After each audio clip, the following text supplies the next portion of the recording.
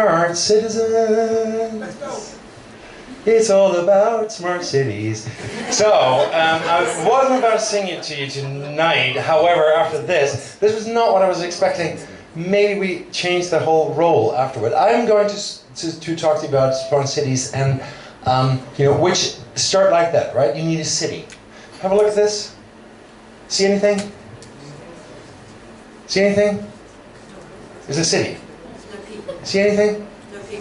There you go. Because cities are actually about people, and that's a bit of a trouble. Smart cities are a really cool thing right now. Everyone's going to invest in them, etc. Very rarely people think about cities think about people. This is how it works. You have some people sitting in the town hall. They think about like, ooh, we need this new cool tech stuff, and then magic will happen. However, the citizens will basically go and sing in the shower, because smart cities are basically designed for city managers who basically can now say, look, it wasn't me, it was the data. This is how smart cities very often are designed. Now, we all know IoT is awesome. You know what IoT is? Internet of Things?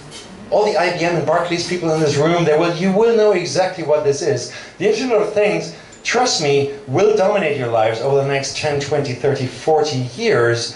To give you an example, smart grid, look at this. We can do all those awesome things. We can save 7.8 gigatons of CO2. Isn't that impressive? Come on. And this is how you guys looked. Right? Because you're like, well, what the fuck is 7.8 gigatons of whatever? I don't even know what that is. I know it's bad for me, but I really don't know what that is. Now, let me break this down to you. That's 66 billion The Rocks, Dwayne Johnsons. And you're going like, I don't know. I mean, this is like, I don't know. We have 7 billion people on this earth. That's a lot of earths full of The Rock. Now, you know Manchester. Manchester is just around us, right? So if every single freaking building in Manchester would be the largest fucking building in this world, then the city of Manchester, built up with those things, and you go still like, well, we haven't even started talking about CO2. And that is a little bit the problem of what those whole smart city designers do, other than the city manager, who's really happy because he can blame it on the data. The point is, if smart cities are going to work, they will need smart citizens. And the smartest ones in this city are about the 45 people sitting in this room, because you came. Not for me, but for Eva.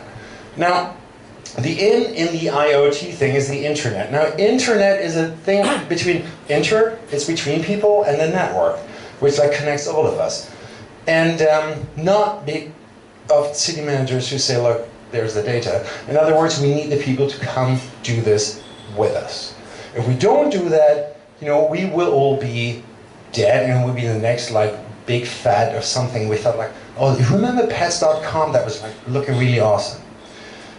The reason why we need people is because most people are actually a little bit scared, because we kind of have that dude kind of taken over, and they go like, we don't know what's going to happen. This is not such a good thing necessarily. People want to live in cities they love. And people in Manchester, they love living in Manchester. So we need to get them that context. And why does a smart city make life better? Data is one of those things that could actually allow that. Open data is awesome. But that scale, in order to actually make sense of that, you need access for that.